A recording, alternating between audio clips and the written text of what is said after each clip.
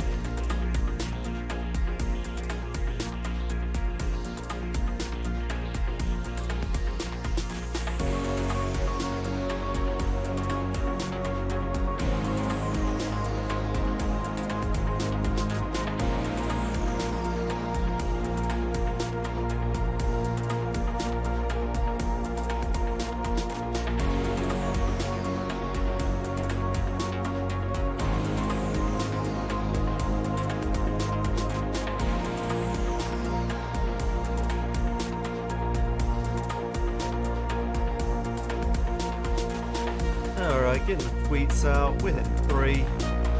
We're hitting 3. Let's get this party started. Tabs alright. Got my swiggy. Got my water. Oh yeah.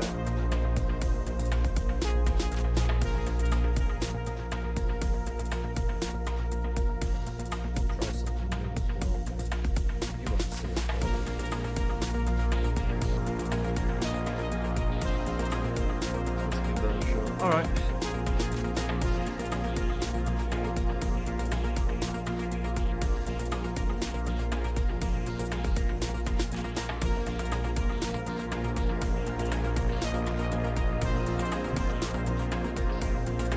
Good afternoon and welcome to the Enemy Stream. My name is Andrew Benison and we've got an exciting show for you today covering the latest in the gaming world, all the gaming happenings. We've been off for almost a week. We took a 4-day weekend because it was the King's coronation, and so we sort of had an extended bank holiday break.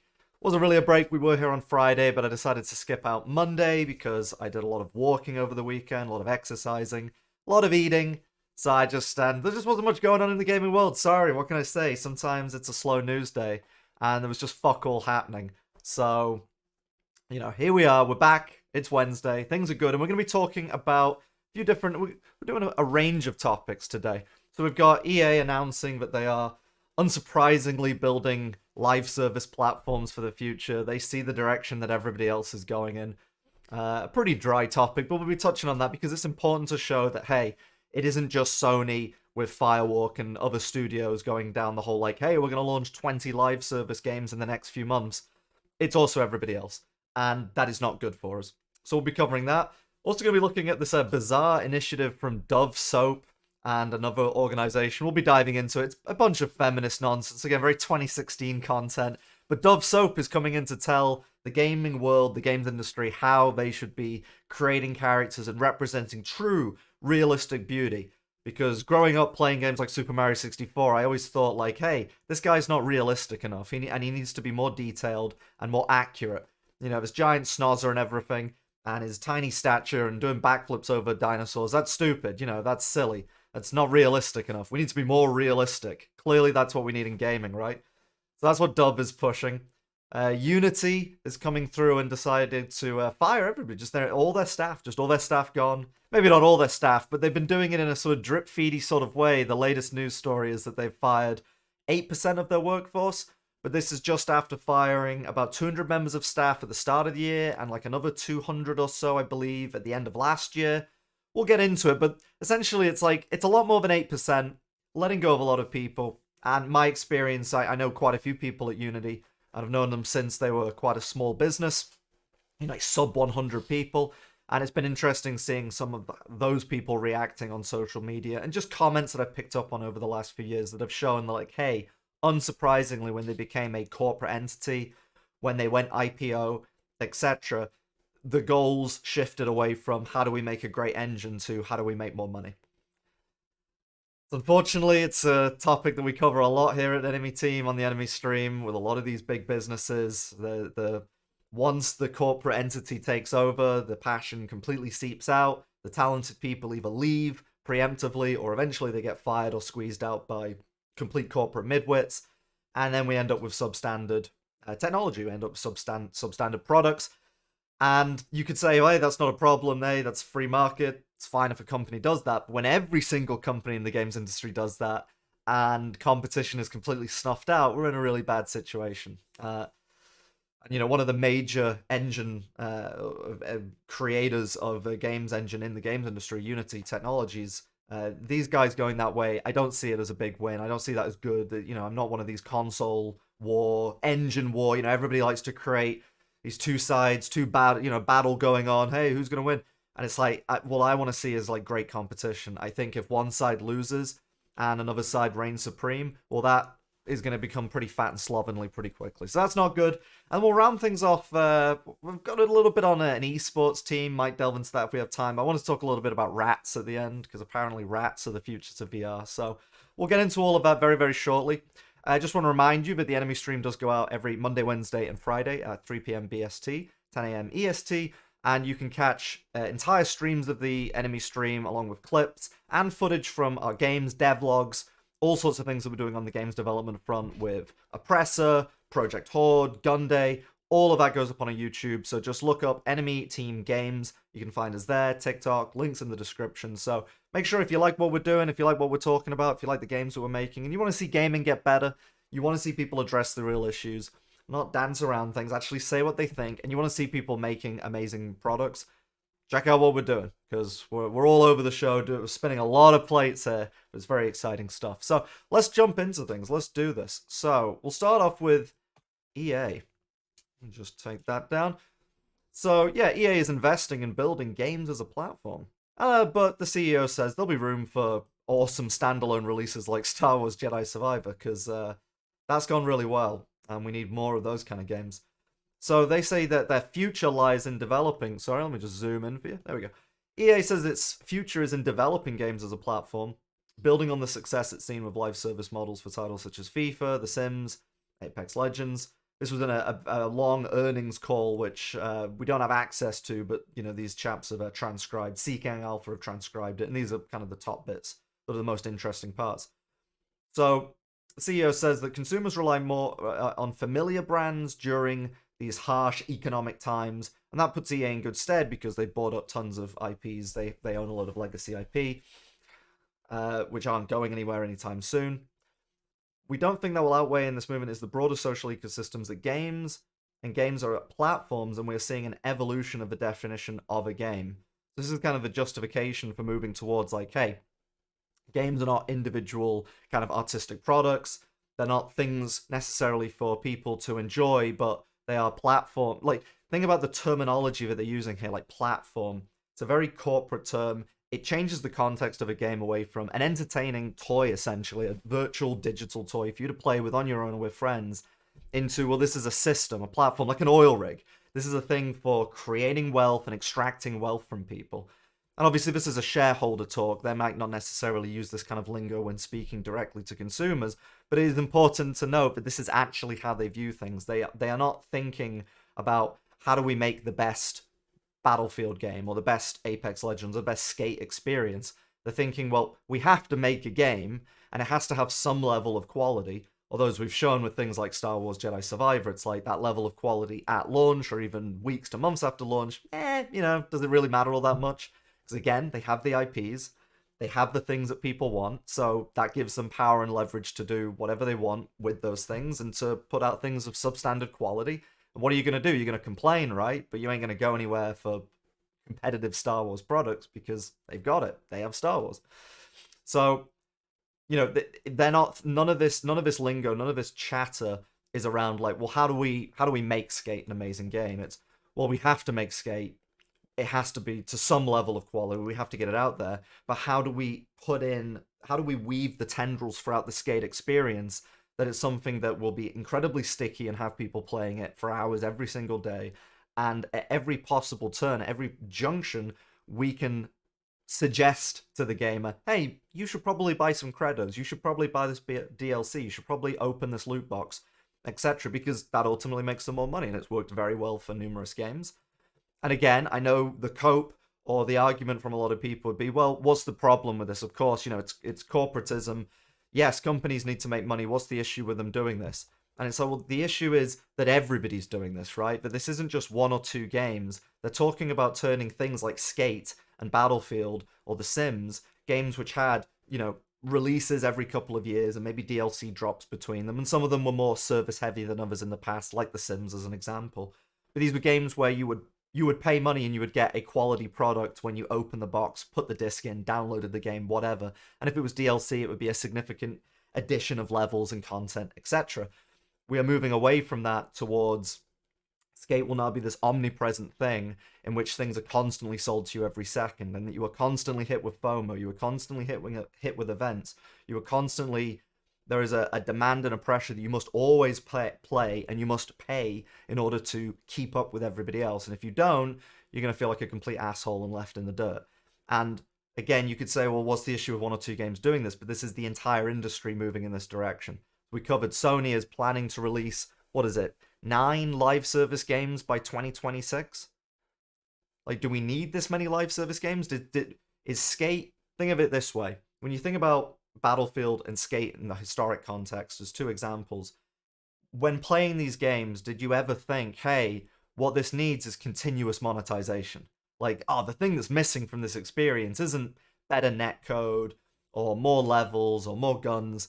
It was, I need more cosmetics, more opportunities to be sold to, more events, more things that pressure me to give these guys more money. Like, of course not. You want better quality content, you want better netcode, you want the experience to be bigger and more immersive.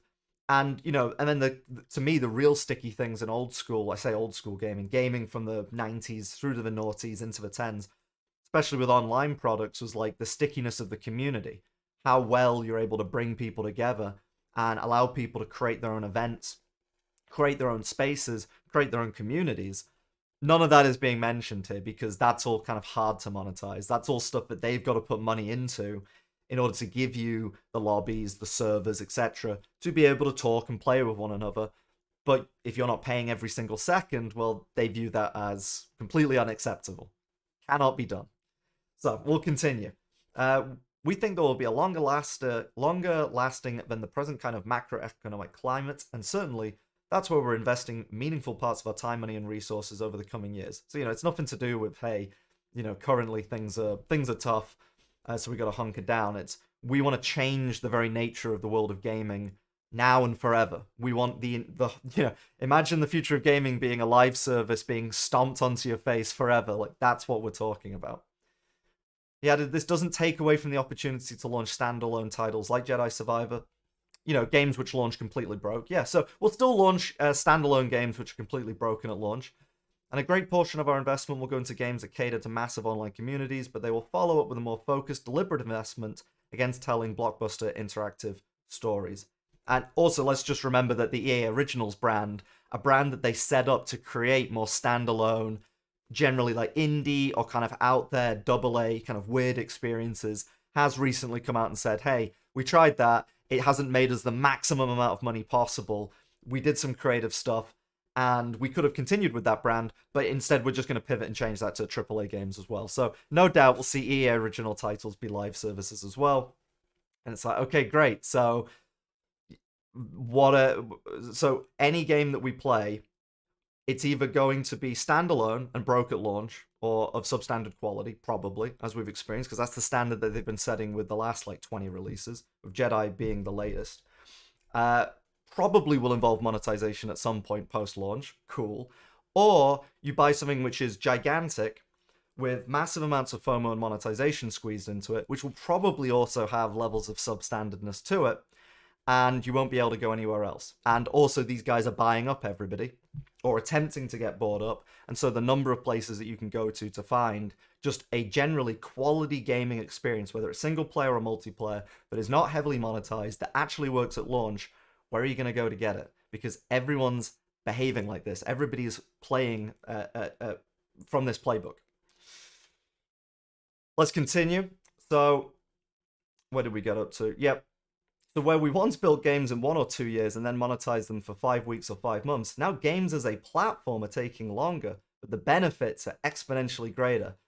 You get benefits to who? Who benefits from the game being much, much larger, being much, much more long tail, and having constant, negligible content drops that cost lots of money? Like, I think we were all happy in the past to wait months or potentially years for a sequel to a game or for DLC. None of us were playing levels like, when Halo 2 or Battlefield would drop a pack of levels. None of us would play that for a day and then go, well, we need more levels, we need more stuff. No, because they were quality content that a lot of time and effort was put into to craft those experiences, so we get months of enjoyment out of them. That's great. None of us were thinking, hey, we need something tomorrow and the day after. But these guys are, because obviously they make their money when they sell you something, and once it's past that launch point, it dips down. Now you're on the long tail. So the benefit here is not to the developer, and I think it's funny that they say, hey, we used to build games in 1 or 2 years. It's like, yes, you used to absolutely crunch your dev teams as hard as possible to make something and then monetize it as heavily as possible at launch, and then you would move on and the cycle repeats. The second you're finished with your 2 years of crunch on a nightmare project, the entire process restarts again because we've got to keep making money. We've got to make more money than last time, and so on and so forth. And so now we are shifting to, okay, it's not about making a game over 1 or 2 years. It's about making games over, I assume the vision here is decades, right? Like you see with things like Destiny, it's just this ever-growing, or World of Warcraft, like ever-growing, ever-expanding. But as time goes on, the amount of energy that it takes to add to that thing reduces because you're just adding cosmetics and emojis and all this kind of stuff. But the amount of money or the price tag you can attach to that can go up. And obviously you have more stuff to sell over a larger period of time, so you have a greater chance of making money. It's turning games, straight up as he says, it's a platform, it's a production line. It's turning a game into a space where you can have fun with your friends and connect with people and get away from the problems in the real world for a little bit of time every day or every week. It's turning it from that into essentially like a sort of abattoir. I view live services as sort of abattoirs that people move through, and they pull and rip parts of your body off. They kind of extract the juices, extract the entertainment, or the stuff that should be entertainment. They extract the energy that you should be putting into having fun. They extract that and use that instead to trick you into thinking that you need to have a differently colored arm or a different skin or an emoji or some kind of, or a bullshit power-up, a pay-to-win power-up. And it's like, what a horrible, dark, miserable future for gaming if that's where everybody's going. If that's what EA, who used to make amazing games like Battlefield, even their sports games historically were good at least one time in the past, Mass Effect, tons of amazing products. And all of that is going to go away so that they can sell you cosmetics daily. Horrible. And this was brought up on, I think, one of last week's shows, that he mentioned briefly about this recent block against Microsoft's proposed acquisition of Activision Blizzard. He doesn't know what's going to happen, but if the deal does or does not go through, it's not really material to them broadly. I just think it's funny because that's also what the folks at Microsoft said when they were asked, hey, do you think the UK blocking you from acquiring Activision Blizzard is going to really affect you? They were like, no, not really. So again, they can't, because they don't really care. This isn't going out directly to gamers. Do you see how none of them actually really give a shit how things play out? There isn't, console wars or publisher wars, none of that's actually real, because all of the people at this level, they don't have any kind of allegiance to the platform or the brand that they are, charged with heading up. It's just a job. It's, again, I go back to the word platform. This is like an oil rig. They're just drilling for oil. And instead of oil, it's pockets of gamers. It's how can we drill into a pocket of FPS fans with Battlefield or football fans with FIFA and suck them dry, extract as much as possible, initially, as they said, in the shortest amount of time possible with a product launch. Now it's, How can we get more out of that well? How can we drill even deeper? How can we get the FIFA fans, not just for launch, not just for 5 weeks? How can we get them for 5 months, 5 years, 5 decades? How do we do that? And at no point is anybody talking about making great games here. You won't see anywhere mentioned in this article, or I expect if we grab the transcript, none of them are talking about the amazing leaps forwards in technology that they've made in order to improve netcode, or in order to improve or innovate in the realm of a genre like first-person shooting or racing. That never gets brought up. It's all about platforms, it's all about monetization, it's all about release schedules. Nothing to do with games, actually. You could take video games out and replace it with anything. You could replace it with fucking washing machines and toothbrushes, and this would sound exactly the same. It would sound like a shareholder meeting at any other business in the world. But games aren't like any other business in the world. It's the premier form of entertainment, the most exciting, the most dynamic, the best form of entertainment on the planet. And it's being turned by these people into essentially, yeah, just a Ford production line, a toothbrush production line. It's horrible. It's tragic. So they say, hey, we're the #1 publisher on their platform, so who gives a shit? You know, whoever gets acquired, whoever gets owned by whoever, doesn't matter, we'll be making tons of money, so we're all good. Awesome. And he would love for us to have the scale to be a meaningful consolidator in that space. I think we have tremendous assets with respect to the future of entertainment. Yeah, because they've bought everything up. But as it stands today, I think we're indifferent as to whether that goes through or not. We feel like we have an incredible strategy. We feel like we have an incredible opportunity. So yeah, it doesn't matter to these guys who gets acquired. It doesn't matter who their competition is, because the playing board has already kind of been set. The major players have cemented their positions, and they're all acting the same. You're seeing, whether it is Microsoft or Activision or EA or Sony, everybody is going down this live service route. Everybody is going down the route of, well, we've got all the major IPs, whether it's licensing deals from film with Star Wars or Lord of the Rings, or they've got Halo, they've got Max Payne, like whatever. Everything is now owned. And it's going to become increasingly harder for people like Enemy Team and others who want to inject ourselves into the market with something actually new and that's actually competitive, that goes completely against all of this. Okay, well, good luck finding a publisher who would fund it. Good luck finding somebody who's going to jump on board with this. Because one, most of the publishers, funders are attached to or part of these holding companies and macro publishers.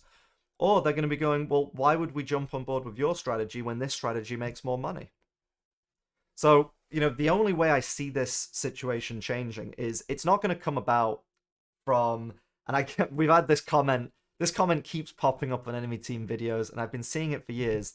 This whole like, oh, well, we just need to, you know, vote with our wallets. You know, just don't buy games anymore from these people. And it's like, we've tried that for years. It goes completely against human nature to just, if you're a gamer, just stop buying anything new. As I keep saying, it's not like you say, oh, well, I'll stop buying from EA because they suck, but, you know, Activision and Microsoft and everybody else is so much better. They're producing so much more higher quality products. It's like, where are you going to go for these experiences? For the kind of, you know, big budget experiences that we grow up with. And again, it's not enough to say, oh, just go play an indie game. It's like, well, indie games don't have massive communities when it comes to like online titles. They can't produce massive amounts of content. It's not to say indie games are bad, but you can't replace you know, an indie football title released for £3 on Steam. You can't replace FIFA with that. Sorry, it's just, that's not how it works. So we cannot expect these people to change their tune of their own accord, because you're not talking about an EA or a Sony or a Bungie or whoever that is made up of people like us anymore. The people like us are long gone. And anyone like us in that business are not running the show. And if they get to the top and end up running the show, they become like them. They change. Because that's how the system is built. That's how this works. So we can't just expect them to suddenly start giving a shit about gaming again. That's never going to happen. And we can't expect them to become competitive, because everybody's acting the same way. The competition is fake. The console wars, the platform wars, the publisher wars, none of that's actually fucking real. It isn't real. So it has to come about from like boots on the ground up, almost like populist, like, you know, strongman shit. We need, and this is why I keep saying what we really need is like a Notch or a Palmer Luckey. We need one of these guys who has a track record of making amazing stuff, who has access to capital, and is already a controversial figure. We really do need people like this to start standing up and saying, like, okay, let's start doing stuff that's completely parallel to the old industry. Let's start building something new that is gamers first, that does focus on making great games first and foremost, and then we'll worry about monetization. And we'll also put some lines in the sand there. No, lines in the granite that says, we're not going to rape you with loot boxes. We're not going to screw you with, non-stop FOMO events. We're going to do the right thing for the gamer, first and foremost, every single time. We really do need that. Because that is going to be immediately competitive. Whoever does that is going to be creating a new future for gaming that could actually compete with, the older industry, the established industry, with the established IPs. But it's going to require serious money. And it's going to require a groundswell of support from gamers. And if we don't start something like this soon, if we don't get the ball rolling, then we'll get, we are already looking at the games industry essentially being like the movie industry or the publishing industry, where it is just major players completely cemented. Their power is cemented. They own all of the, they have all of the money. They own all of the distribution lines, and everybody else will be locked out. I don't want to see that happen in gaming. My worry is that it's essentially already happened. And I've had a number of people already say, in response to me saying these kind of things, like, yes, it's a lost cause, Andrew. All you can do is just work on your own little stuff and hopefully things will work out for you. And it's like, well, I don't think we should just give up like that. I think we should try, right? We should try and get something rolling. Why just give up? Like, doesn't make any sense to me. We're literally just going to be like, fine, corporatists win. Yep. Money men win. They'll decide the future of gaming. We had this amazing thing for years. We all grew up playing amazing games, being inspired by amazing developers. And that's why we got into gaming ourselves. But hey, the situation is dire and difficult, so let's just roll over and give up. Like, fuck that. What? If that's what the people before us did, then we wouldn't have any amazing games in the first place. So, I think we should stand up, we should fight, but we should do it smartly, and we need to do it by being competitive. We need to make stuff that goes in the complete opposite direction to everything you see from these shareholder reports.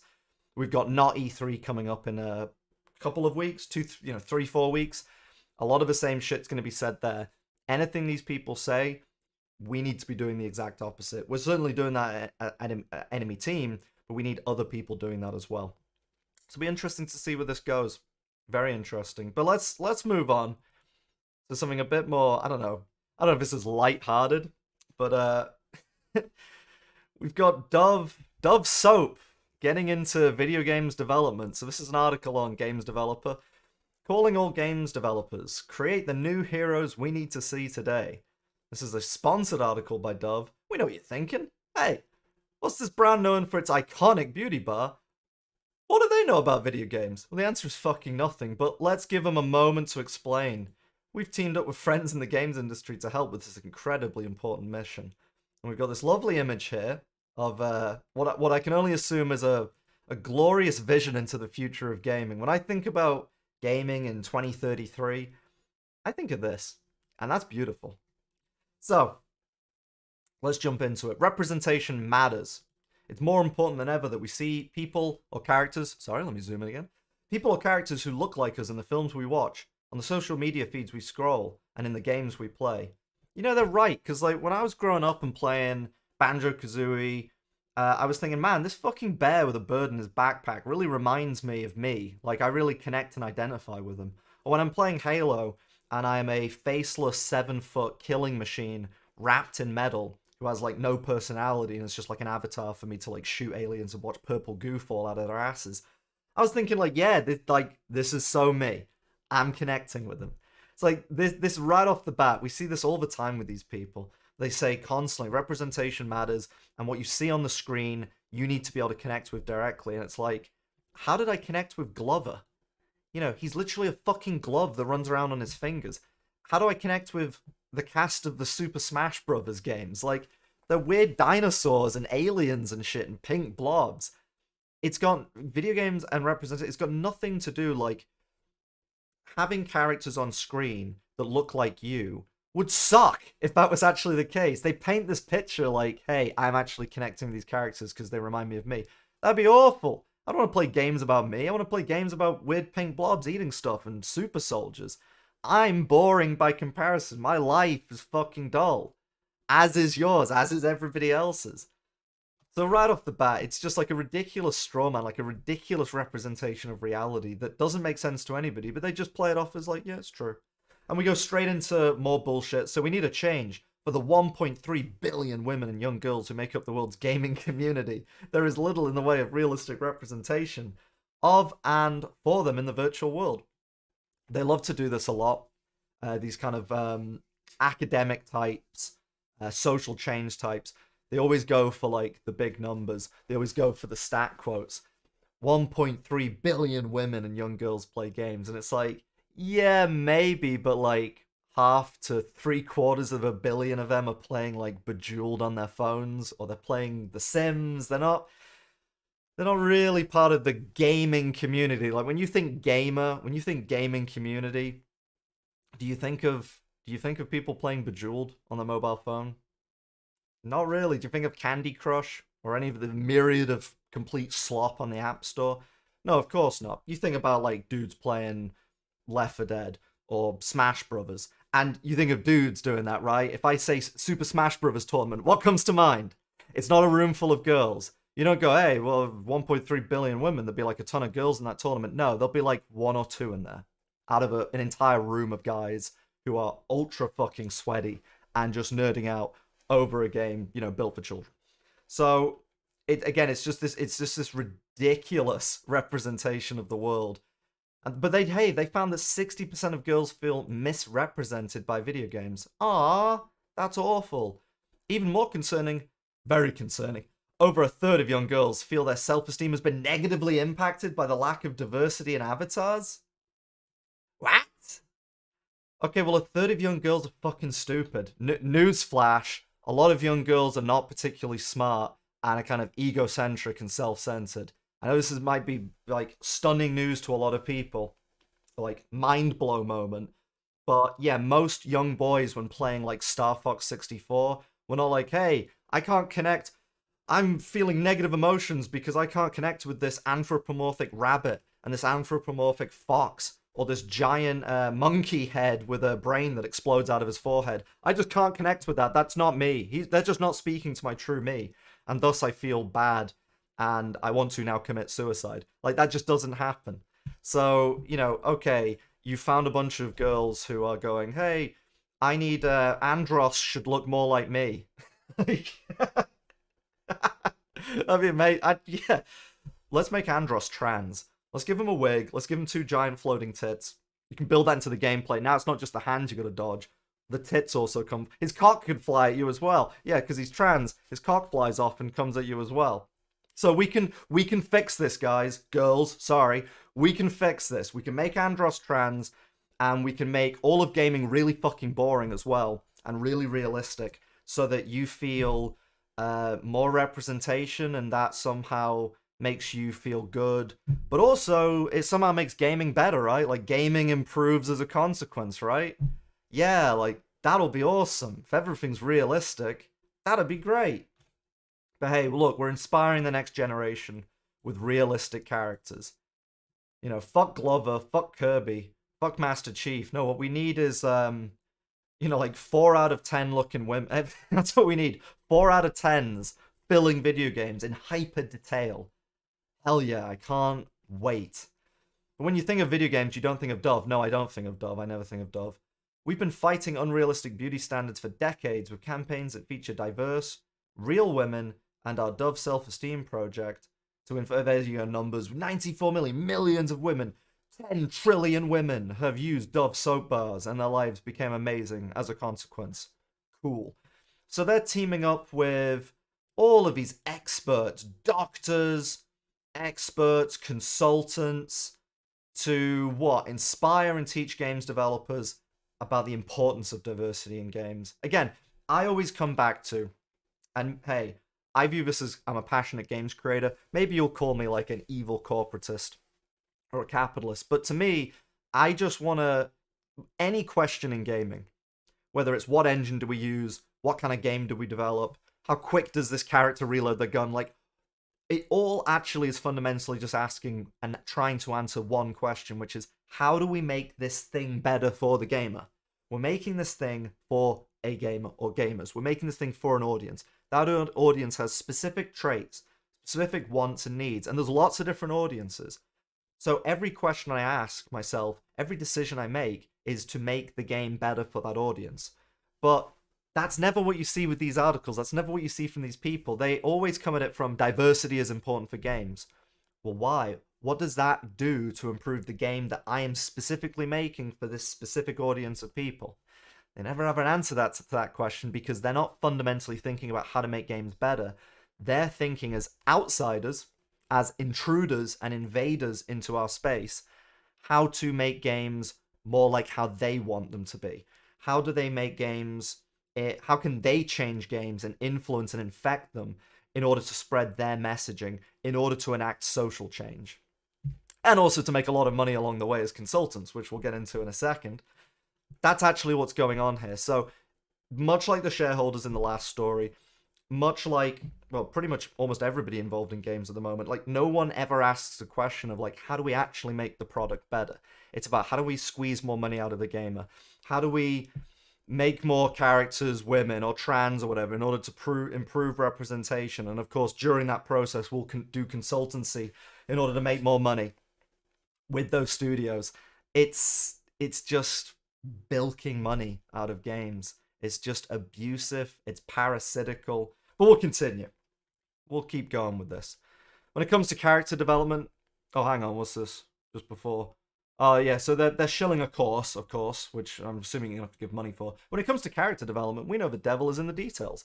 That's why when you take the real beauty, virtual beauty training, you'll learn everything about capturing the unique and idiosyncratic elements of the human face to tell powerful stories. Again, stories, narrative. It's important to tell narrative stories in order to control people's minds because you can control their opinions through that. A bunch of shit on diversity, blah, blah, blah, blah, blah. Are you in or are you out? Now, they do have a link to a video which maybe explains a bit more on this. So let me just get the headphones.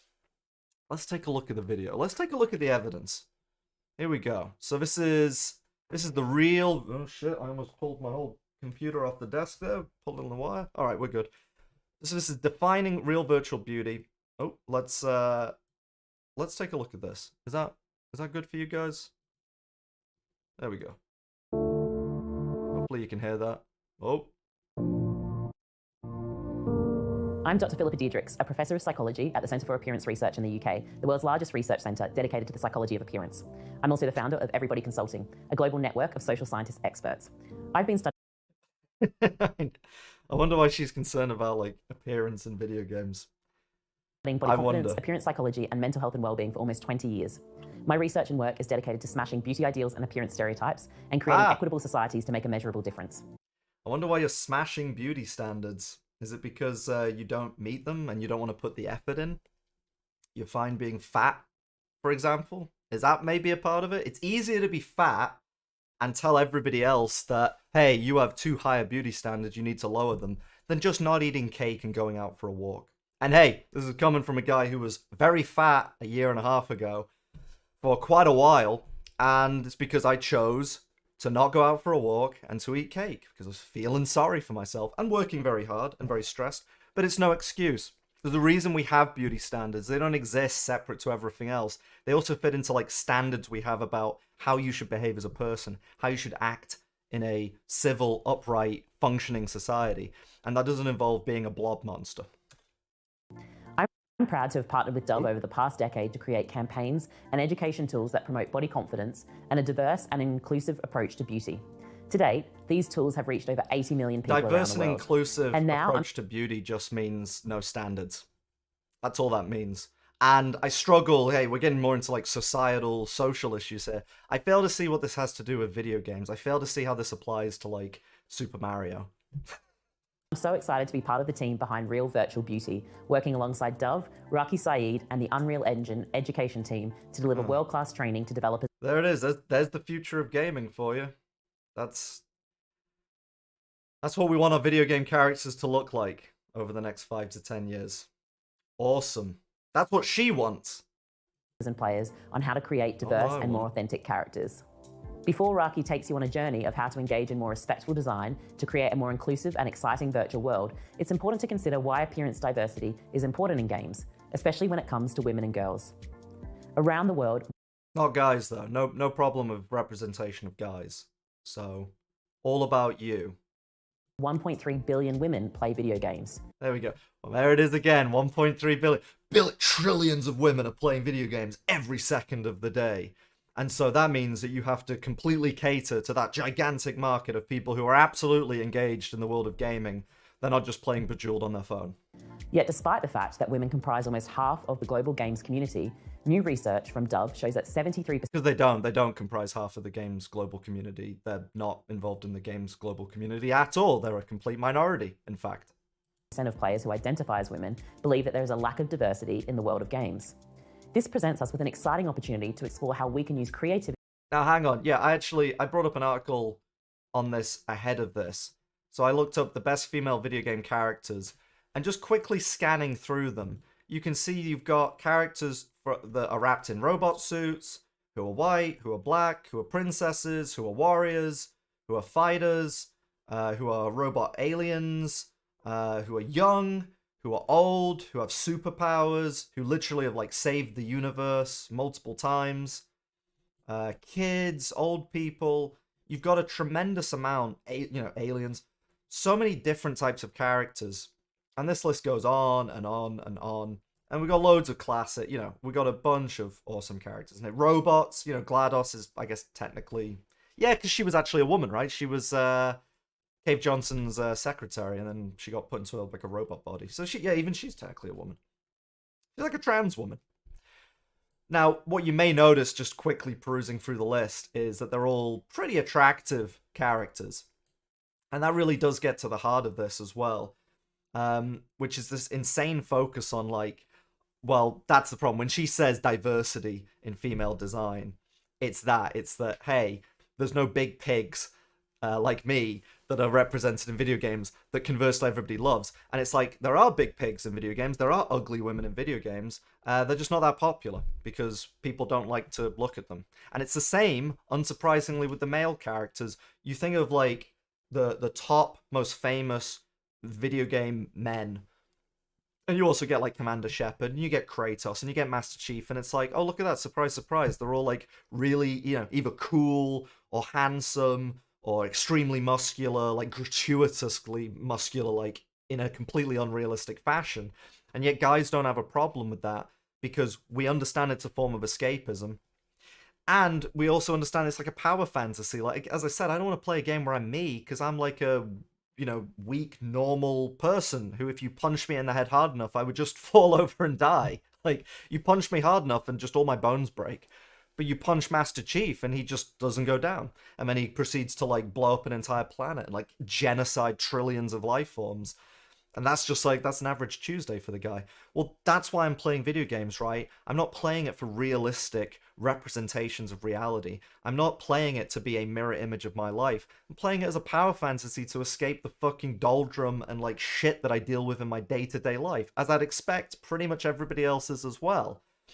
And I would also be willing to hazard a guess, that most women gamers also feel the same way. Hence why you see when women do like cosplay as video game characters, yeah, they'll cosplay as like Bayonetta and Catwoman and or Cortana. Like they'll cosplay as the sexy, attractive characters because they also like that. It's this minority of people who are complete outsiders, who have no love of video games, who are coming in and going like, oh, well, I'm ugly, I'm a fucking pig, I'm whatever, and I don't like that you are not representing me.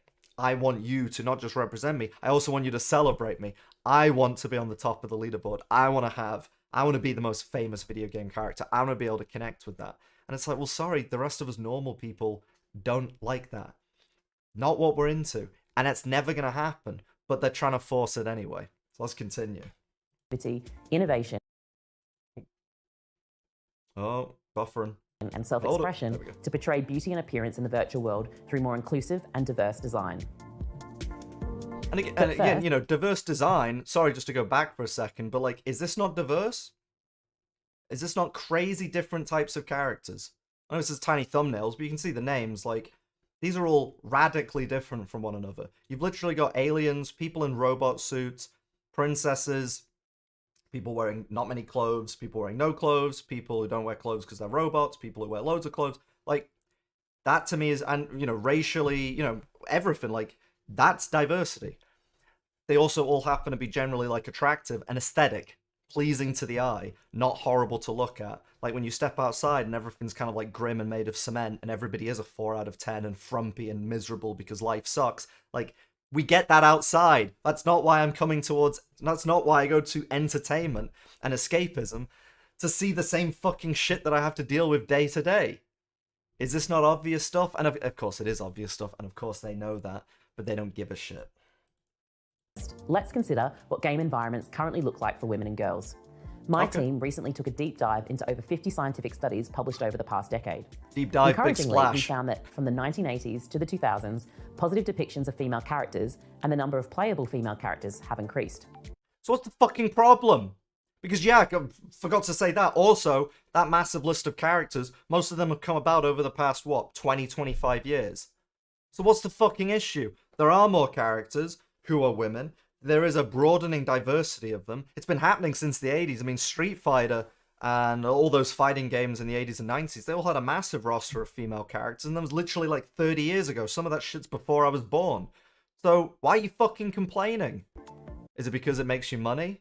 Get into that in a second. Even so, the percentage of primary female characters has not grown. They remain underrepresented when compared to male and non-human characters. Notice how there's never a fucking metric. They never set the goal. They'll talk about that. They'll go, oh, well, even though the numbers have gone up, there's not enough of a percentage of female to male characters. Proportionally, that's not increased. And so there's more work to be done. There's more consultancy to be done. There's more talks that I need to do. There's more deals that I need to do with Epic Games. And there's more complaining. Now, is this lady going to set out a vision of the future where she says, well, the metric is 50% female male representation of characters?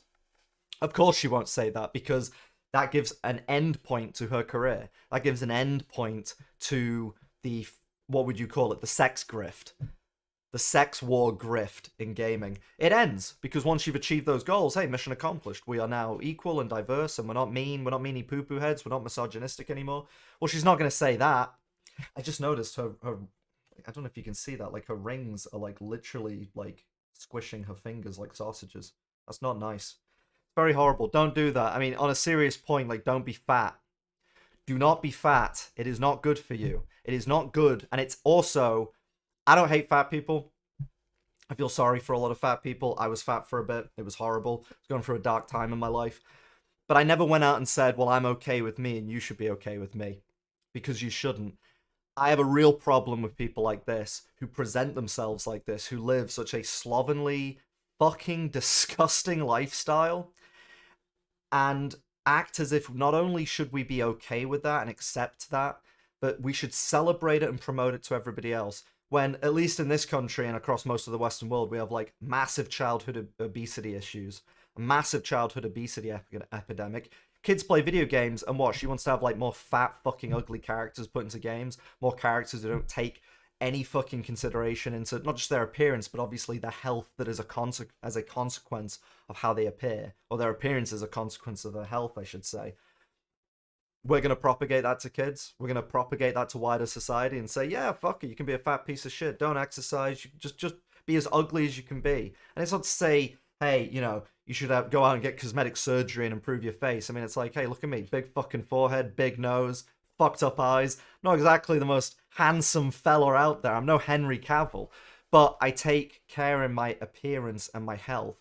And I try to be as positive and healthy as possible. And I promote that to other people. I don't sit here fucking whinging and complaining about how people don't love me. Oh, I feel disrespected by how video game characters are all like muscular and nice to look at. And by the way, you should also eat as much pork as I do. It's fucking gross. Stop it. Fat ran over. Moreover, female characters often do not represent the amazing diversity of beauty and appearance we see in everyday life. Because we don't want that. We don't want We don't want video game characters, unless you're making a realistic game. I don't want a character in Mass Effect to look like this, or look like you, or even look like me. I want them to look nice. So, as it stands, we're not fully capitalizing on all of the possibilities for creativity, diversity, and self-expression that the virtual world can offer us. This training is designed yes, to we help you are. unlock this Yes, we are. opportunity. We already are. Like, representing reality is not interesting. That's why games like fucking Super Mario and Glover and Unbox and all sorts are far more interesting because they're such bizarre, weird, wacky, crazy worlds. What we're looking at here, no doubt, metahuman technology is impressive. The rendering capacities of engines is incredible. But is that really what we want for the future of video games? Is everything looking like a perfect atomic replication of reality? No, nobody wants that. Through respectful character design.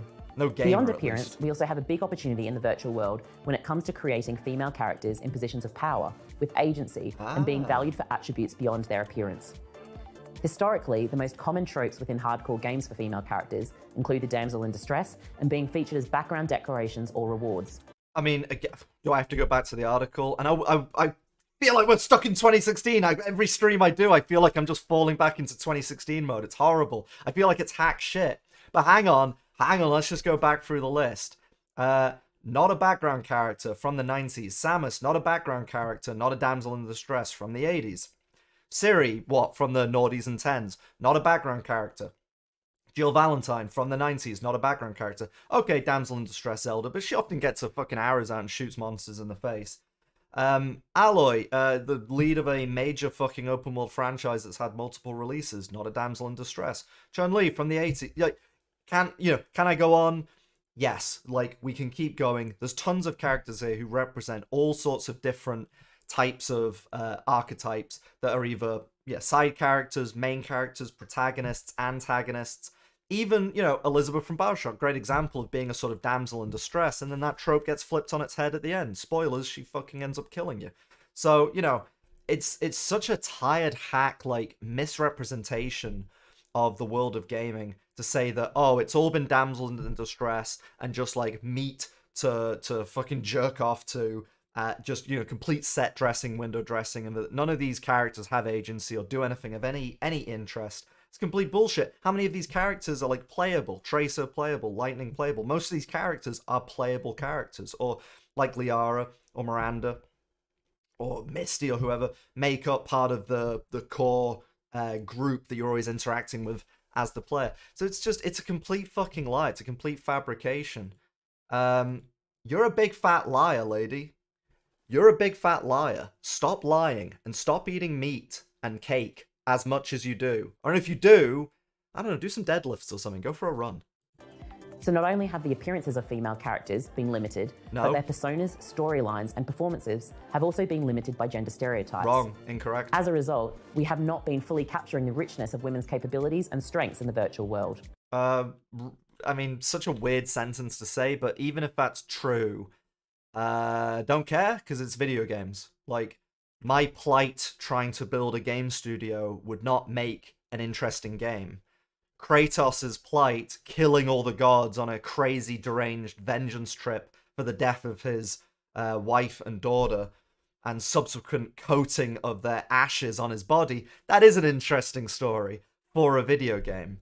But hey, like, Sandra is really struggling to get the position of, like, floor manager at her office job, and that's not being accurately represented in any way in a video game. Who gives a shit? That would make an awful story. We don't care. As we move into the world of metahumans, it's a good opportunity to reflect on how we can create a more inclusive and diverse virtual world when it comes to the representation of female characters. So you may be thinking, why is it worth investing your time and energy into the real virtual beauty training and creating more diverse and authentic characters? Dove's research found 60% of girls feel that the current lack of diversity in female characters in games has a negative effect on their self-esteem. This is backed up by rigorous scientific studies that have shown that playing games, and in particular those that have a lack of diversity in female characters, can be associated with negative outcomes for gamers. This includes low body confidence and a tendency to internalize gender stereotypes, like the idea that women should be caregivers and pursue traditional feminine careers. I mean, that's not coming from gaming. I mean, that's just fact. That's just like, that's tens of millions of years of, like, evolution and, like, all civilizations constructed around that exact concept. So that's not coming from video games. That's coming from, like, one or two steps higher. But again, like what Widowmaker really conveys, Tracer and Widowmaker really convey those gender conforming stereotypes. Really? Samus Aran? Really? I'm not sure about that. avoiding things like science, technology, and maths.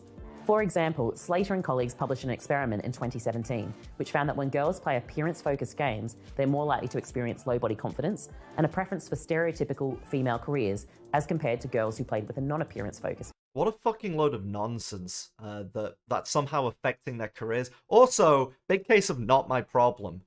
If you're playing a video game and that's negatively affecting, like let's say you're a guy and you're playing God of War and you're like feeling embarrassed because you're not like a 9 foot tall muscular Greek god on a quest of vengeance, who isn't able to spin chains around with swords on the end and stab people at 30 feet away. Like, sorry, you're a fucking idiot. I would call a dude a fucking idiot if that shit negatively affected him. I'd also call him stupid if he was like, hey, I'm gonna become like Kratos, like, this guy's inspired me. It's like, that's also stupid, it's not real. Try to be a bit more realistic and grounded in how you live your real life. Like, yes, we have this space, video games, for like fantasy and like escapism, and that's great. But you shouldn't be deriding life lessons from video games. You shouldn't be like setting your body standards or your life standards or your life goals based on the pursuits and escapades of fictional characters created for making like fun digital toys. Okay? Like, you have to be a complete fucking moron to be doing that. Game. Am I calling the women in these studies morons? Like, I guess yes. Similarly, another study Yes. by Basabath and Sibley, published in 2020, found that the more women and men play games, the more likely they were to experience body dissatisfaction and low self-esteem. Self-esteem, body confidence, and being able to freely express yourself are important and can affect key areas of people's lives, including their mental and physical health, their social relationships, and their aspirations at school and Again, work. like, sorry to harp on the point, but is it not insane, a giant fat person telling you that the way that you design video game characters is fundamentally creating unhealthy habits in people, when the person telling you that is big and fat and not fucking healthy? Like, am I crazy here? Am I losing my mind?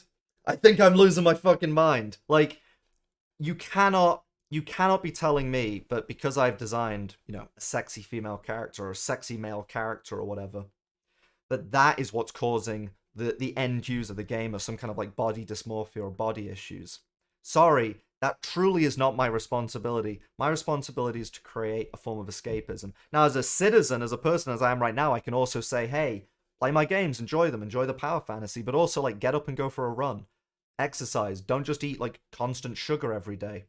Set high standards for yourself. Not just exercise, but work. Ensure that you are able to build up a craft. Create a family, like build wealth for yourself. There's all sorts of things that you should be doing outside and alongside playing video games. And that if all you're doing is playing video games, of course you're going to have a drop in self-esteem. That's nothing to do with the content of the games. It's, that you're being a lazy fat piece of shit who's not advancing their life and being gluttonous and being, what would you call it? Self-indulgent by just non-stop eating, playing games, and not doing anything productive with your life.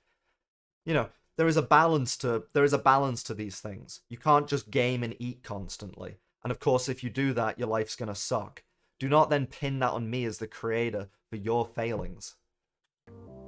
By diversifying the appearance and functionality of your characters, particularly your female characters, you can be part of a bigger movement to improve the well-being of players and the shared spaces they enjoy together. In short, a diverse and inclusive approach to appearance I and will beauty matters. improve the well-being of players by making them great games. How about that? And I will also, as a civilly conscious member of society, also tell them to get up and go for a fucking run. How about that? That's going to improve their lives a hell of a lot more than us making Tracer and Widowmaker like ugly fat 3 out of 10s for your sake. And by designing more diverse and authentic characters, you're driving positive social change. Beyond the feel-good factor of knowing that you're helping others, what's in it for you? Designing diverse characters gives you an opportunity for greater authenticity, creativity, and innovation in your character design and development. What does that mean? More diverse and authentic characters also provide inspiration for more interesting and compelling stories that your audience will love.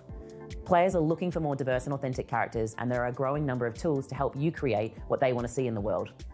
With creator tools, you don't have to play by the rules of... Could you imagine talking to any other... people... I find it very hacked to the whole, games are an art form, and we have to have this huge debate over it. I don't really give a shit about that argument, but, just for argument's sake, can you imagine being like a musician or a canvas artist or whatever? And no doubt all of these other creative mediums and creatives get this, but like, could you imagine telling other people, like, oh, your film is good, but the women are not ugly enough in it. They're not realistic enough. They need to be wearing less concealer. The lighting is manipulative and it's making them look too nice. You need to tone it down, and your art needs to be better, is what I'm saying, but more in line with what I think it should be. Like, it truly is grotesque for someone to come stomping in, someone who clearly gives not a fuck about this medium, not a fuck about this art form, and go around pointing fingers and saying, well, this isn't right, and you're actually damaging people, this is causing issues in society. I eat way too much food, but you're the reason that everybody's unhealthy. I mean, it's so gross. It's so, like, dare I say it, offensive. I'm so offended. I'm so, like, it truly is. I mean, it's laughable, but it is just, like, the gall of these people. Can you imagine doing this to, like, any other creative in any other medium or any other art form? I'd say it's unthinkable, but I guess this is now just the norm.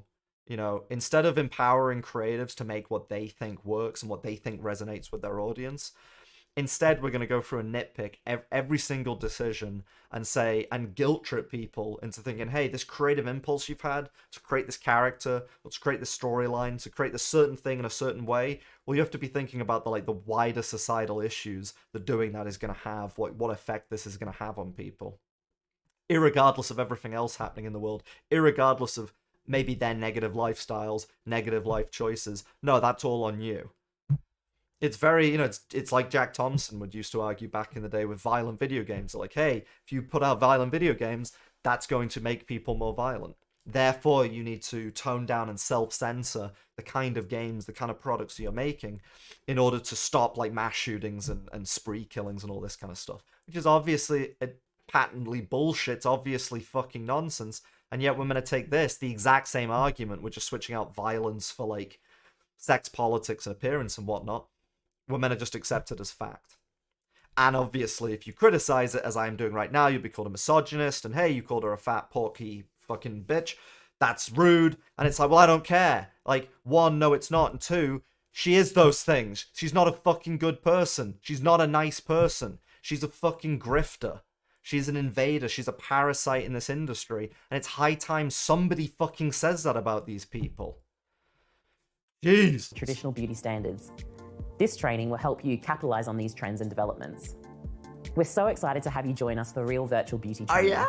I hope you're excited about the social impact, creativity, and innovation that awaits when you start to design authentic and diverse characters. Let's get started. No. And I won't even bother going to the page, but if you go on the ArtStation page where this is set up with like a hashtag for people sharing this work, there's like one piece of artwork. Nobody's even getting involved in this. 4 comments on this article, on this post. Let's see. I love the idea that my daughters will see hashtag real virtual beauty in the video games in the future that they play. You know, just a bunch of, a couple of people going like, yes, cool. So just total nonsense. But if we just take a quick look at the Everybody Consulting, which this giant lady runs and is a part of, I can't even go. This website is just like pure pornographic. Like half these pages I can't go on because it's constant like naked, ugly women. It's absolutely disgusting. But you go down, and again, we've covered this with other feminist and kind of sex grifters in the past. There's always the lovely portrait, the self-indulgent portrait, and oh, we're so important, we are consultants in key markets, yada, yada, yada. And you scroll down, and you look at their work, and you look at, hey, all the people they're involved with. Here are all the clients and collaborators. This is the consultancy side of things. This is why these people are in our world trying to make these changes. It's because they get to do interviews, and they get to do talks, and they get to do consultancy on products, and they get to become part of the system. And it makes a hell of a lot of money. This all makes a ton of cash, and it gives them an immense amount of power, because anytime anybody criticizes them, they go, you must hate all women. And it's like, no, I just don't like, or maybe I do hate particular women, or particular men, particular grifters of certain things. Doesn't make me hate women. And I'm also talking about just like basic facts and reality here and basic logic. And I don't like that these people will turn around and say, hey, you're terrible, the entire world is awful. Meanwhile, they're doing talks like the NHS and the BBC and Dove. They're involved with some of the most powerful people in the industry. None of those people can stand against this because they'll be called sexist, misogynist, then they'll lose their job. And so this tiny minority of completely irrelevant people that no gamer has ever heard of, no gamer respects, these people have a tremendous amount of influence over the products that those gamers play. It's awful. It's terrible. And it's systemic. This is all over the gaming world. And when you wonder, why is character design getting worse? Why are games as a whole getting worse? Why are the storylines worse? Why do they keep pushing certain archetypes? Why do they keep pushing these like girl boss type characters and whatnot? It's because people like her and organizations like Everybody Consulting are doing just that. They're consulting with everybody. And they're ensuring that they change the creative process. And that they are always involved in the creative process, making it worse, dragging it down, lowering standards, and making everything suck. And at the same time, they're getting paid, $500 an hour, $500 a day. They're making nice bank off of the back of it. And then bragging about how they've got interviews and coverage across the entire fucking world. But the problem is still not sorted. Despite all the work that they're doing, despite all the organizations that they've worked with, somehow the problem is still not sorted. There's still work to be done. There's still consultancy and talks and deals to be made. So the grift continues. And it's never ending. And until people stand up and say, like, look, we're just done with you. We're done with this. We don't want this anymore. You're making everything worse. And we are going to criticize you. And I have no problem with women playing video games. I have no problem with women making games if they want to. What I have a problem with is these kind of grifters. I fucking hate people like this because they have absolutely parasitically invaded and infected from within everything that I love. It's not just games, obviously. It's, comics, it's movies, it's TV shows. These people are everywhere. And they are squeezing the life. Platform. Remember that word, platform. Gaming is just a platform. It's just a pool of oil to extract from. And everyone's got their own little grift going on at this stage. It's awful. I want these people gone. I was going to quote a movie there. I'm not going to say that because I'm on Twitch. Man, I got to get a Cozy TV channel. Man, if I was on Cozy and also an American, I could actually say what I really fucking want to say and what I believe. Oh, it's so frustrating being in this dog shit country with dog shit hate speech laws on these dog shit platforms with their dog shit TOS. But I'm just getting angry. I'm just rambling. I'm just getting angry now. Let's move on. Let's move on from this fucking piggy bitch. Jesus Christ. We'll round things off with Unity. That's just announced that they are laying off 8% of their workforce. Which isn't true, right? Because I brought up this article from the beginning of the year where they lay off 284 members of staff. And that was following on from, as this article covers, 7 months prior to that. So what would that have been, March, April of last year? So about a year ago, they laid off 200 people. So when you add it all up, that's like, what, 500? Yeah, it's 1,500 people of a workforce of about 20,000. Which is also insane that Unity has 20,000 members of staff. That's absolutely crazy. But they've announced that they are laying off people, and they are clearly doing this in drips and drabs. Because if they announced, hey, we're laying off like 10, 15% of our workforce all at once, that would look extremely bad. Much like we're seeing with the tech world, it's much easier to just do it a couple of hundred people at a time. It's less shock to the internal system, but it also makes for a slightly less bad press release. But they are moving forwards, laying off people. Now, this article does say, like, hey, it doesn't make any sense because, it says, a year that announced that they had record revenue of $1.39 billion, but they had to add, because this was actually added as a comment, somebody pointed out that, hey, just as a heads up, it sounds like they've got a lot of income. Why they're laying people off? It's because Q4 2022 was the first actual profitable quarter for Unity since they floated in September 2020. And so, the way they'll actually phrase this is they're making layoffs after 2 years of losing money. And what's super interesting here, I don't want to get into into the sticks on this in terms of like what does this mean from a corporate standpoint. What's interesting is that they have been unprofitable since going IPO in 2020, and that historically, and this is a lot of this is anecdotal, but I've known Unity staff and people from Unity since like 2010, 2011, back when it was like what, sub 100 members of staff. Like I've, friends with or associated with a number of people who were there from like almost day one. And it's been interesting seeing how they view Unity over the years change, and especially past year or two, like when I went to develop last year and I was talking to people from Unity and from Multiplay, who are now a subsidiary, and the way that they would talk about working at the business and the kind of eye rolling and everything, it's like a massive sea change clearly took place when it became a corporate entity. Unity was started and was entirely people who were unbelievably dedicated to the cause of making an accessible game engine. And it's very easy to forget that, like, back in the day, 10, 15 years ago, it wasn't easy to make games. It wasn't as accessible as it was today. You couldn't just download a copy of Unreal for free. You had to like buy a license. There was nothing like Unity. You had to, the closest we had with things like Flash. People would make games in Flash on Newgrounds. Not exactly, wasn't built for making games in.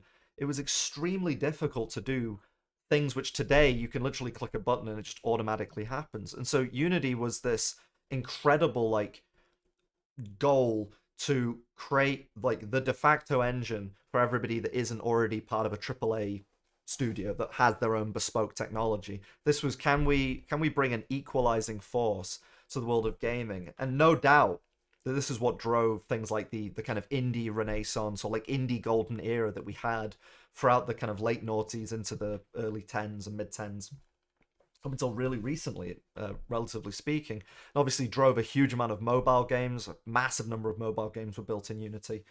It was this incredible equalizing force made up of people who were like entirely passionate and dedicated to the cause. And seeing how much things have changed in the way that, I mean, seeing how many people have been fired. I've seen loads of people on LinkedIn who have been there for years. I saw one guy who was like an essential member of the team for like a decade plus, and they not only fired him, on the call where he was being fired, like his boss who was essentially firing him like didn't even realize what was happening. He was told like a minute before the call or something. I mean, they kicked him out so fast that there's a goodbye channel that they have for like people leaving, people have been let go, etc. They didn't even let him post goodbye in that. And this is a guy who's been like an essential member of the team doing like really highly technical stuff, not like a marketing dude or whatever, like somebody working in code for like a decade to bring about this equalizing force into gaming, to make gaming better with this engine. And they just kicked him out, along with many other people. And we've been seeing this with other studios, Amazon, and it's happening across the entire industry. Meta obviously letting go loads of people. And loads of people, obviously, as we keep covering on the show, from John Carmack to American McGee, people who could stick around, but they're just leaving of their own accord anyway, because they're going, this just isn't worth it anymore. There's no opportunity here. Or as Carmack would put it, like every opportunity is squandered and undermined and squandered completely. So even when people are trying to do the right thing, other people come in and just shit the bed and fuck it up for everybody. So the best chance you've got is you last long enough to make some money and then you can exit of your own accord. Or you work really hard, you commit all your passion to this, company gets bought out, goes IPO, gets acquired, whatever, becomes a completely soulless corporate entity, and totally corrupted. I mean, does anybody see Unity ever going in the other direction from any of this stuff? Does anybody see the Unity organization improving? Even the way that they talk to their customer base, like I have a story from back when we were doing the Switch port for Unbox. We got what was it? Because we got access to the Switch SDK through like Nintendo's developer portal, they had a deal where we were given a Unity license for free to develop Unity Switch products, and we were like, sweet. And we started doing that. We started using Unity for a product. It never came out, but we started using it immediately. And that auto flagged something on their system, and we got sent this email out of the blue, automated, with like big red font, like something from TV licensing, telling us like unauthorized use of the Unity license, you may be fined, we will come after you with lawyers and attorneys and all this kind of stuff. And I had to explain to him like, whoa, like, hey, you literally like we like accessed the deal. It was a deal with Nintendo. Like we got a license, a seat for Unity. We're allowed to use this. And then they turned around and went, oh, okay, well, we just thought you were trying to scam us. By the way, would you like to buy more licenses? It's just like, okay, so first you accuse me of being a criminal. You then give me like the most half-hearted, like non-apology ever, and then immediately you turn around and try and convince me to buy more licenses. And that was years ago. That was like back in 2018, 2019. So it was already the kind of corporate shift had already started. Probably maybe 2018. It was a while ago, is what I'm saying. And so you look at the behavior of Unity technologies, Unity software now, how they're treating their staff. It's awful. And it's like, and again, I don't, as an Unreal developer, we use Unreal for everything, have done for years. We could go, well, hey, this is a great victory for the Unreal Engine and Epic Games, and that's the camp that we're a part of. And it's like, well, no, not really, because what is that really gonna help Epic having no competition? You know, if Unity continues to shit the bed and remains unprofitable, or is only profitable because hey, they're firing everybody, as they continue to bleed and lose more members of staff and more customers, I can't imagine ever going back to Unity. It's way too expensive. The way they treat you is shit. It's just awful. And the consistency and quality of updates to the engine have always been iffy at best, in my opinion. But it's like that doesn't do us any good in terms of the competitive landscape for technology. We talk a lot here on the Enemy stream about, hey, you know, games are going to reduce in quality if there are only a handful of publishers who are all technically secretly in bed with one another and have all silently agreed to release just mid status quo appeasing titles. That's not good as gamers, as consumers, because we're not going to, you know, a lack of competition means we're not going to have anybody really pushing to make great products. Well, the same issue is going to happen in the kind of the underbelly of games, the technology sector. If everybody ends up using Unreal, or the competition between engine creators reduces so much so that one is essentially the de facto choice. There may be others. There may be bespoke technology that certain companies continue to use, like DICE is going to keep using Frostbite, or EA is going to continue using Frostbite. But with a reduction of competition, with a reduction of people doing amazing stuff and being forced and pressured to come up with like amazing new forms of technology, we're also going to see a stagnation on that front as well. As we've covered before, the improvements of technology in games and the increase in creative capacity of teams, those two things are one and the same. They're driven by one another. You know, you can't make a 3D game without a 3D game engine, right?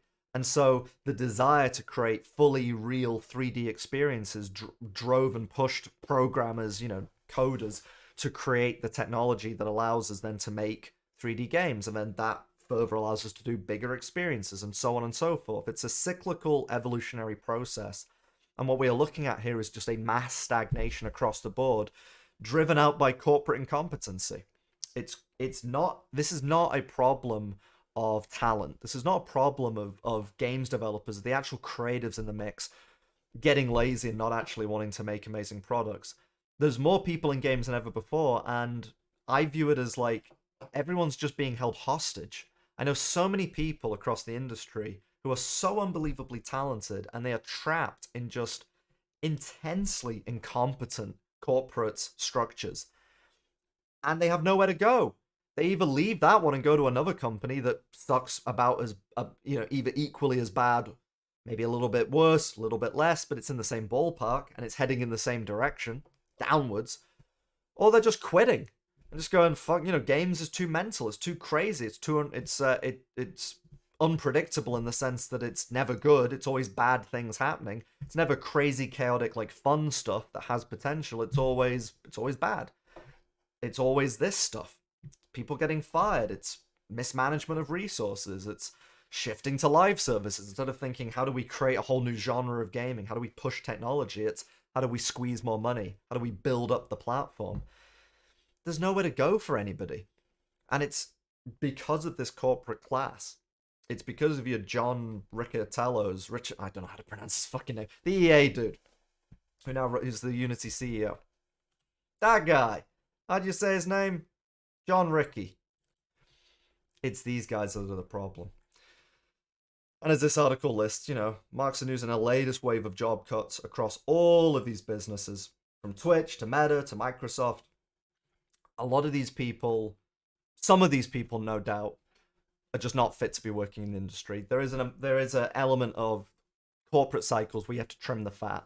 And the games industry certainly has a lot of people who are just pure fat. They add nothing to the mix. But I know, just anecdotally, from just looking at LinkedIn, from looking at people I'm connected with, and friends and people across the industry, there are tons of people being mowed down, caught in the crossfire, who, if they come back, their passions and their desire to do this is going to be reduced drastically. And I know a lot of people who have gone that way, who have just bitten the bullet and gone, fuck it, I'm just gonna turn up and do my job. Office space style. I'm gonna do just enough to not get fired, and that's fine. So long as I get my paycheck, so long as I get a raise at the end of the year, whatever. Or people moving on and leaving. And it's like, again, the question that I always ask is, how's that good for gamers? If we were talking about all of the terrible people in gaming are leaving, and we're only going to have the great people, and we're going to empower them and give them the resources to make amazing products, it's like, cool, question answered. We're making games better for gamers. But hey, we're just mass firing people. We are trying to build systems and trying to turn games into platforms to extract money from gamers. And in the process, we are losing all of the talent. And we are bringing in fat consultants who are telling us to make all female characters 2 out of 3 monster pigs. And at the same time, we're going to be selling them FOMO microtransactions every single day. Okay, well, gaming's getting worse, right? Like, I'm not crazy. I don't think I'm alone in saying this. Maybe it's a trite point at this point. But again, we can look into the future and go, well, hang on, if this is how bad things are today, and we have headlines like this, like every other week now, how are things going to get better? How is it a benefit that games are becoming a platform? How is it a benefit that these companies are losing integral members of staff who helped build them in the first place, who aren't leaving because they're saying, hey, hasta la vista, I'm on to pastures green. No, they're getting fired and not even allowed to say goodbye as they're getting fired. It's like an execution more than a firing. Not good. Not good at all. So, hey, if you're an Epic head, if you're an Unreal head, hey, it's a great day for you. You'll be pissing on Unity's grave soon, but I don't see how that's good for us as a whole. I don't see how that's good for the gaming world. Oh my god, we're an hour 28. Holy shit. Let's wrap this up with that rat story then. Oh my god. Hey, I'm gonna get some clips out of this at least. Let's just wrap this up with a quick. This is a silly article. Hey, we're wrapping up with a little silly wee article. Rats moved VR objects using only their minds in an experiment. Cool as shit stuff. Researchers using AI to teach rats how to move objects in virtual reality by simply thinking about where they want them to go. And this is an intriguing type of rat telekinesis that could help us better understand how the brain works. I don't give a shit about that. What I think is cool is that rats have become psychics in VR. Like, that's awesome. Because if they can... So here they are. Researchers let rats get used to moving a ball through a virtual environment that was roughly 1 square meter. And once they were accustomed to the experiment, they took away stuff and made it more difficult. Let's see. Researchers connected the rats to a trained AI that was able to learn the links between the rat's brain activity and the animal's perceived locations in the virtual environment. The resulting research showed that rats could simply think of where they wanted to move the ball within the environment and then move it there. And it's like, okay, first off, if you're that rat, like, you must be thinking, hey, I've hit the fucking jackpot, because most rats just get, like, gas sprayed in their eyes and shit. They get all their skin removed so that we can study how does an animal react when they have no skin and you cover them in acid. These guys are getting to play the fucking latest VR tech. Like, we could be so lucky. But I think it's interesting that we're already starting to head in this direction, and maybe this is jumping a bit too far ahead.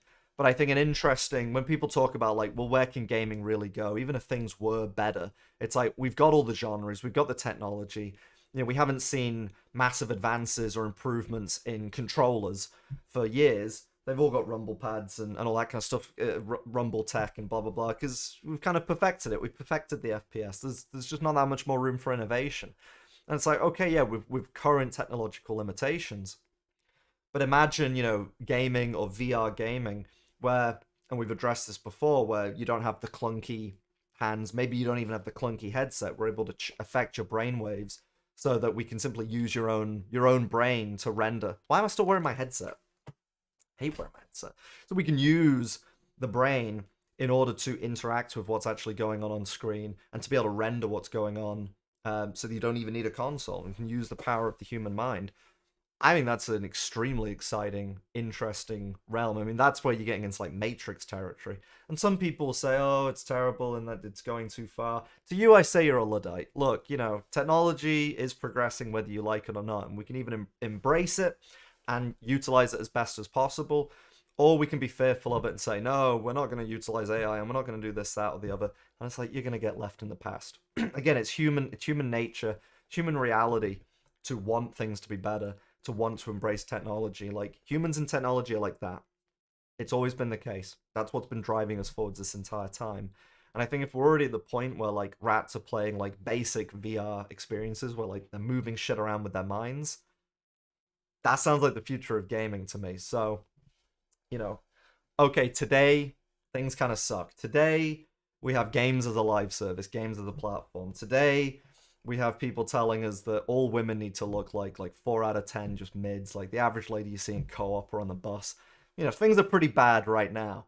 But if we start making a concerted effort towards making the kind of games that we want to make, ignoring these people, building truly competitive products, and wherever possible like this, as soon as we have access to this kind of technology, embracing it and running it as far forward as quickly as possible with it, we can get the drop on these massive corporate bloated entities that do just want to play it safe. They're not going to be jumping on this stuff anytime soon because it's risky, it's experimental. So we'll wrap it up there with rats. We'll rat it up there. I think this is very interesting shit. And it's a little, not light at the end of a tunnel, but it's a little inkling of like, look, there are new worlds to conquer with gaming in the future, and we shouldn't be too sad or head up with, hey, these major players have all gone to shit, and all the games from our past have been bought up and wrecked and ruined. Saints Row, Halo, etc. Like, yes, that all sucks. It's sad, but hey, that's the past. There's a bright future. We just need to go out and grab it. And we do have access to amazing technology today, from Unreal Engine to AI art generators and everything else. There's so much stuff that we can utilize that these people aren't even thinking about, because they're just thinking about, how do we bilk money out of gamers? How do we get a consultancy deal? We're thinking about, how do we make amazing games? How do we put gamers first? That has historically, classically been the way that you make amazing products, right? That's what's driven the games industry forward. So that's what we're going to be jumping on. We're going to wrap it up there because this has been a long episode. I've been going on for a while.